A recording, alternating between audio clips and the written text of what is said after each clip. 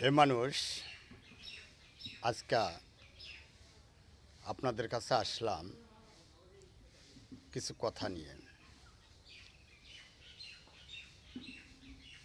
যেমন জমি হইতে পাতালের মালিক খোয়াজখিজির, জমি হইতে এই ভূমণ্ডলের মালিক হজরত মোহাম্মদ সাল্লাল্লাহু আলাইহি সাল্লাম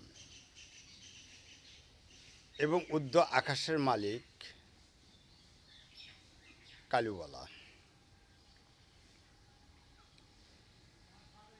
এই তিনজনের মধ্যে আলিফ লাম মিমের খেলা আছে। এখন আসুন, দেহের মধ্যেও পাতালে, হ্যাঁ, গলা হইতে মাথা পর্যন্ত এটুকু পাতাল বলা হয়, এদিকে খোয়াজখিজির। গলা হইতে নাভি পর্যন্ত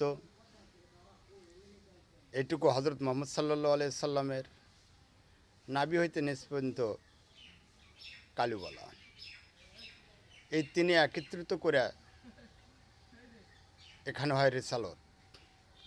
আর রেসালত যখন পয়দা হয়ে যায় তখন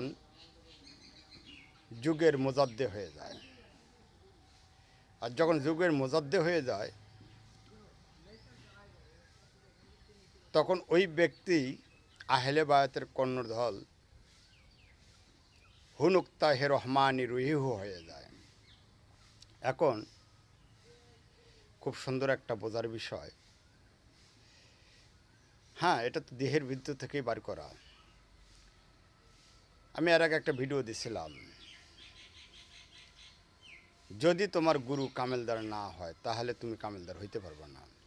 তাই এই দেহের এই তিন ব্যক্তিকে একত্রিত করতে গেলেও পেছনে নূরালা নূরের খেলা লাগবে। আর যখনই আপনার নূরালা নূরের খেলা কমপ্লিট থাকবে তখন অবশ্যই আপনি কামেলদার, কথাটা মনে রাখবেন। আর যতক্ষণ পর্যন্ত আপনি কামেলদার না হইতে পারছেন ততক্ষণ পর্যন্ত আপনার কোনোই মূল্য নাই।